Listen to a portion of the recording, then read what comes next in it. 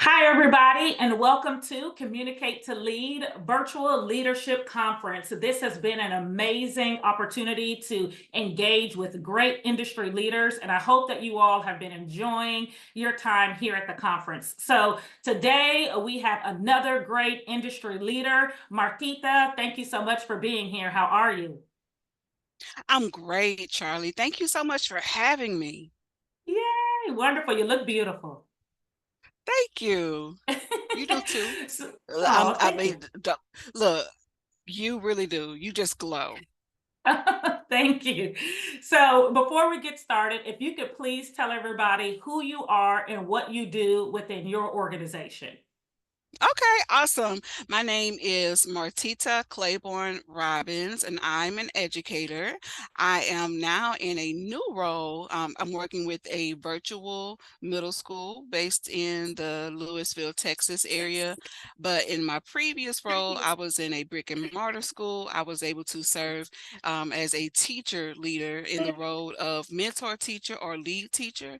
And not only having my responsibilities as an educator in the classroom, but mentoring and leading, coaching my coworkers and being that um, intermediate leader for them. So that's what my experience includes. Wonderful. And oh my goodness, let me tell you, like how we tell people in the military, thank you for your service, for being in education. Thank you. I Yes. appreciate that. Honestly, because I'm telling you, we are losing great leaders within education left and right. Yeah, yeah, As legislation changes, people are like, I'm not doing this. And we need somebody to stay. We need good folks exactly. We to do. stay. So thank you so much for sharing what you do and thank you for being in education. So with that in mind, we all know it's like a great resignation within education, and then there's, Yes, in other yes. fields as well. What would you say to folks to help them with this like work-life balance, just being able to withstand the pressure?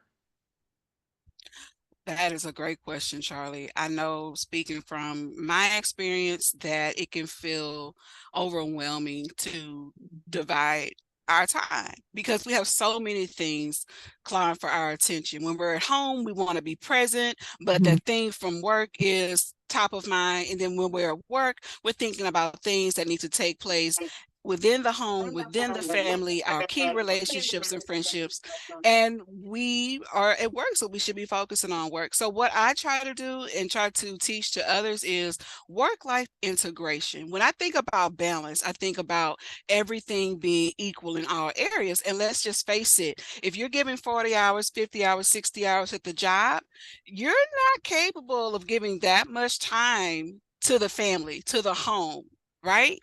And think about your self-care, your own mental, emotional well-being. We can't give everything the same amount of time, but I do like to think about harmony or integration. And having those time boundaries in place really helps me to keep what's the priority, and be present in the moment. For example, being able to say, okay, my work day ends at a certain time and I'm going to leave work at that time. Now, I know in education, it's like, okay, wait a minute, Martita. Now, you know, I can only run these copies after school, right? Because I got this and that going on. Hey, I get it. But what you can do is set a certain time and say, you know what, I'm not staying past this certain time on the clock. And I would even set a timer or set my stopwatch, set my phone.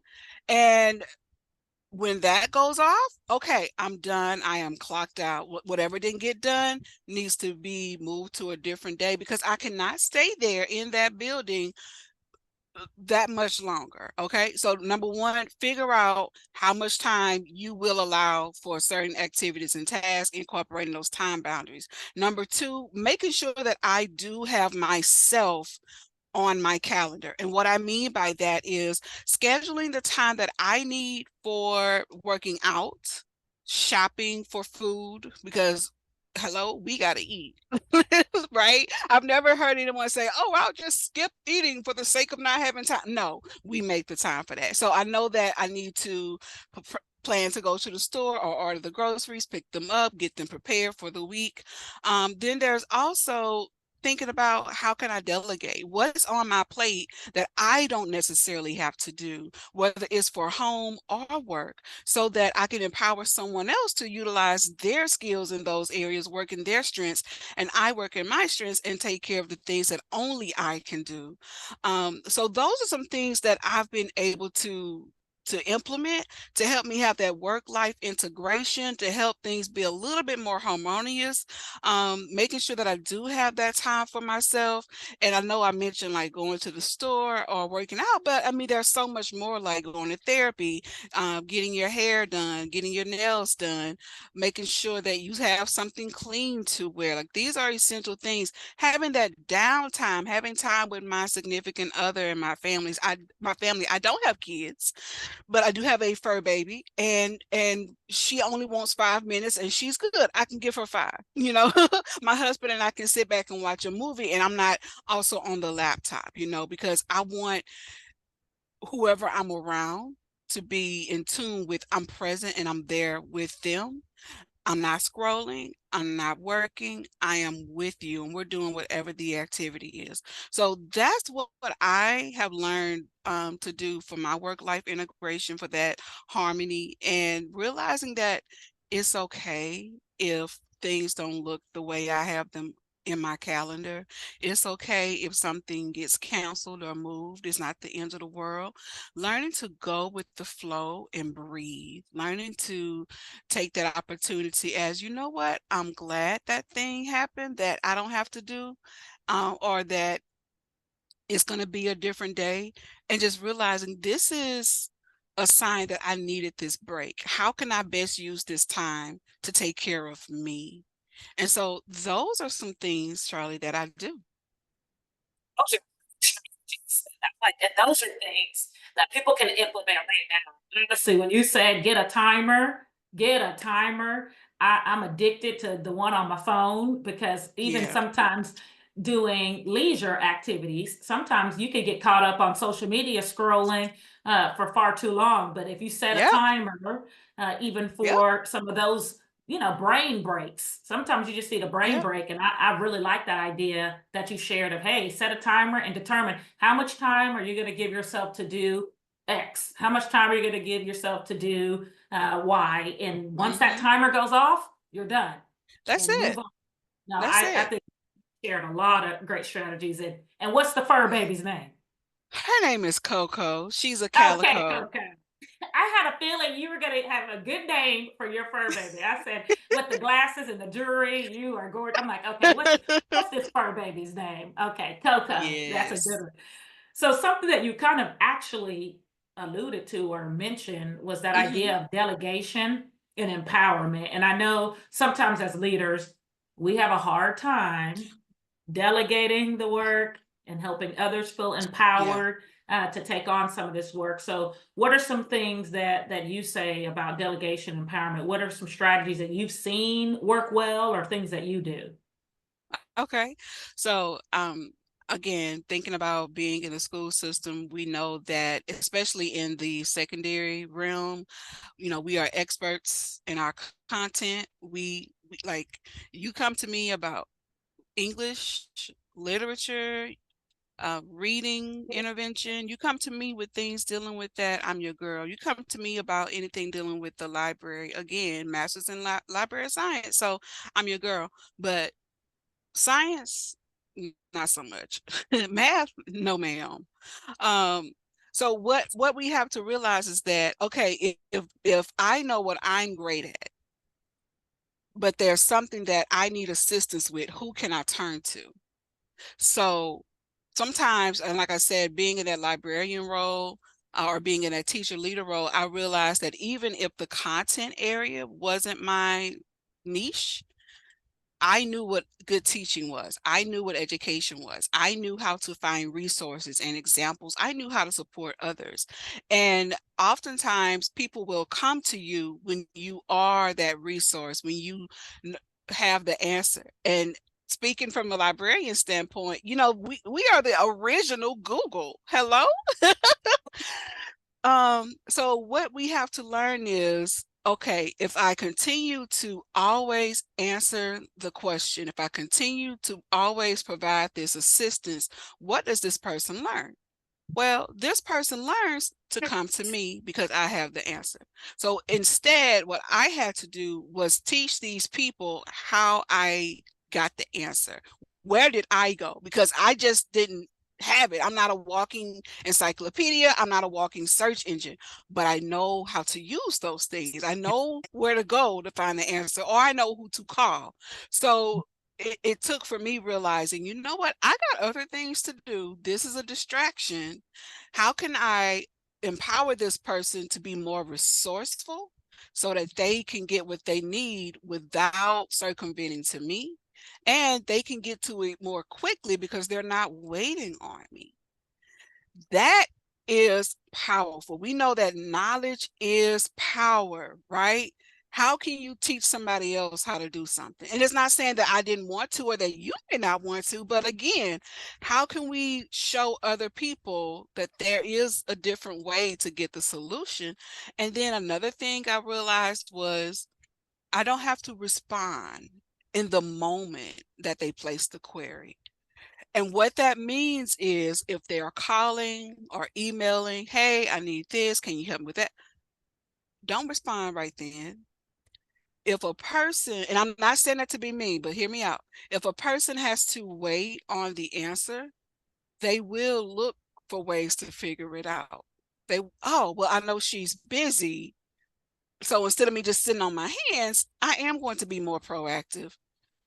Whether she gets back to me or not, it's okay. I've been doing a search for this answer or for this resource all along. So when you do get back to them, they may have found the answer. They may have come up with several solutions and they want to run those by you. They need a second brain instead of just an answer or how to find it.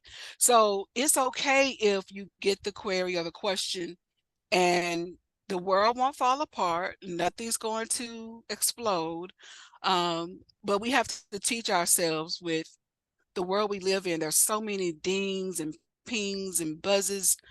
You know, it's okay when you only focus on what you're focused on in the moment and get back to those at a scheduled time so that you can respond. But just because it comes in right then, it doesn't mean that you have to stop immediately and put out that fire. And it helps that person to, again, be more proactive instead of just waiting on you as the source. Think that as a leader, it's reflective of leadership when you can be absent a day or two and everything still gets done. The work still moves Exactly. because you've trained Exactly. and empowered your people to be able to do the work with or without you. And so if you're the leader that, you know, anytime you're gone, then the whole place blows up, then you need to reflect on your leadership and figure out, okay, Yeah. where am I going wrong? Where everybody is dependent on me and I can't even take a day off, go to the doctor, vacation or whatnot. Right. That's not a badge of honor Right. to Exactly. be out and you're getting a thousand calls. And so that's even an area that I had to reflect Mm-hmm. on as well, because I said, okay, this keeps happening places that I go. So just like you, I need to spend more time on making sure that when they ask me a question, I'm not just answering the question, I'm showing them how to get that answer.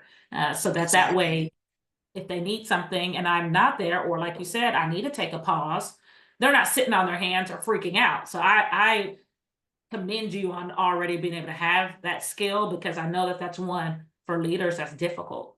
Exactly. And being able to do that will help the leader to be more of a leader and Right. less of a manager or micromanager. Mm-hmm. Mm-hmm. Because we tell you right now, can no one stand a micromanager. Okay, that Okay. leader, that I'm telling you, that whole leadership style is trash. Exactly. Exactly. quote me now. We're talking about people are willing now to go drive Uber Hmm. than to sit in a Be building or micromanaged. right and be Right. micromanaged when Right. there's so many opportunities to make money now. So that's definitely a leadership style that will not work if you want to keep great people. If you want to Exactly. keep lackluster people, then micromanage all day long. Right, Do because you? they're good with it. Oh yeah, tell me what to do, how to do it, when to do it. Great. Those aren't the folks Hmm. you really want on your team. Exactly. Mhm. Exactly. Yeah. So as we're kind of thinking about those pieces, it takes a lot of communication to be able to delegate and to empower others. And so, It does. again, this is the Communicate to Lead conference. And so, everything to me goes back to how we communicate. And I just talked about a style of Hmm. communicating that will not work, which is that micromanaging style. So, when you're Hmm. thinking about effective communication, what comes top to mind when you hear those words? Effective communication. What does that look and feel like for you? Okay, so we have to keep in mind that communication, even though we're adults, is still a skill that has to be learned and practiced. We can't assume, well, oh, well, this person is in this certain role, they have these degrees, they have this much experience. I don't have to tell, you know, whatever you communicate, whatever you allow people to realize, okay, this is the conversation. I'm expected to contribute to the conversation. I'm not being talked to, but again, I'm included in the dialogue. They can take ownership. Number two, we as leaders have to also understand how the people that we're leading communicate. And we have to be willing to improve. For example, if we send out information in an email to the team, we can't assume that everyone stopped what they were doing and read the email just because we sent it. We can't assume that what we put in the email was clear for everyone to understand.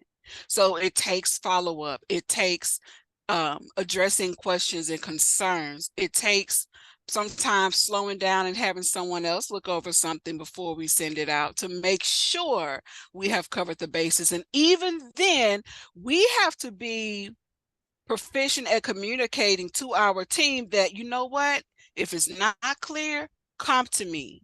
My inbox is open or my door is open, because I don't want to assume that they understood the messaging. And we have to be clear on how do the people that we're leading communicate with one another and with us, because what we think we have in place could be a completely opposite system. The way that we prefer things get done on paper, again, may not get carried out in reality. So again, if we're saying, well, in our policy, this is how we communicate, this is what we do, is it really that way? We have to take a step back and examine. All right, we're saying that we're not going to send emails on the weekend. Why are we doing that? We're saying that our our team doesn't need to have the apps for communication on their phone while they're out of the office. Would we call them anyway? So again, we need to examine our practices, examine what the theory we have is about communication within the organization and as the leader, and then what's the actual practice? How are the people communicating with one another? How are those people communicating with leadership? How is leadership communicating with them? And are we sending clear, concise messaging for the expectations?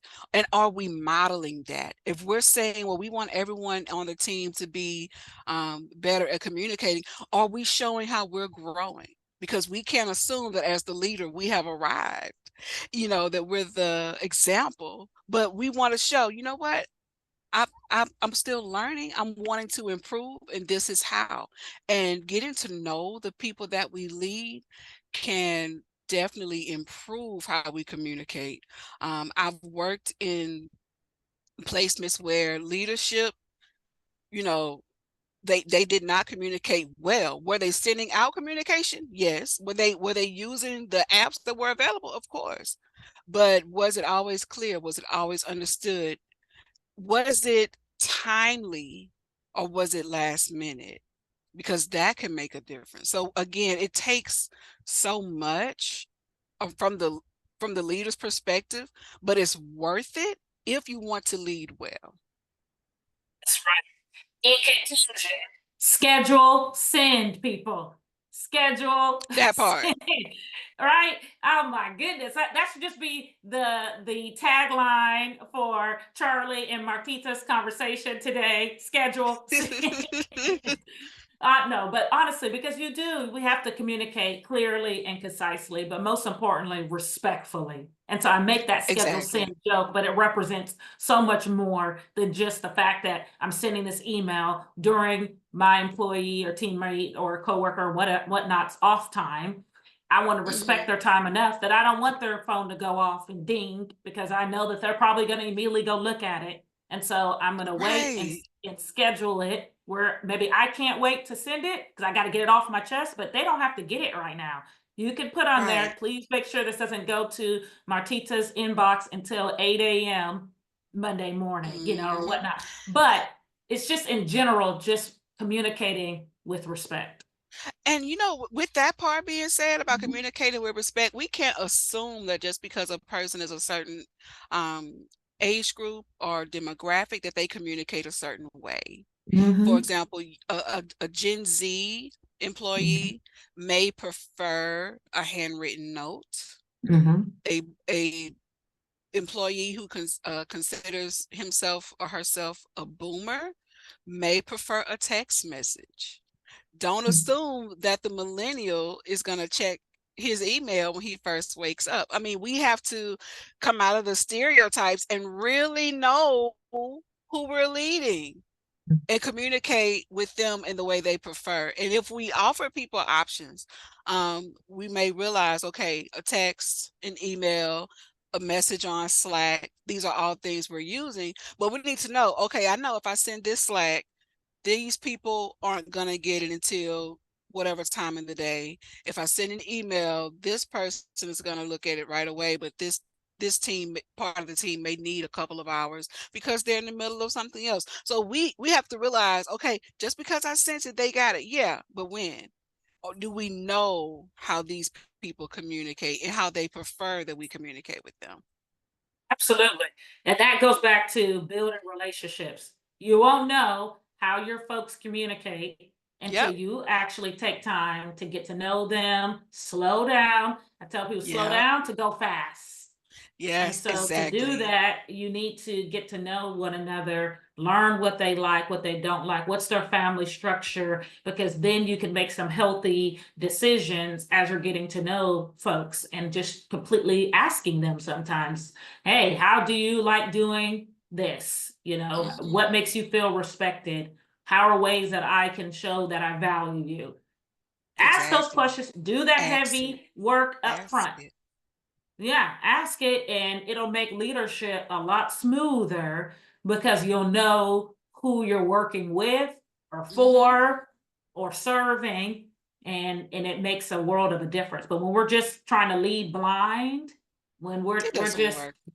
just doing like this because we're basing it off of how we like things to be done, most Right. likely that's part of why you got into the role that you're in, because you are a bit of a unicorn, right? So you are unique. And if Right. everybody was like you, then everybody would probably have that particular role. So I think that you're speaking to exactly what people need to hear. So Thank you. one last question for you. Okay. Yes, you've given us so much great information, and I appreciate you today. One final thought.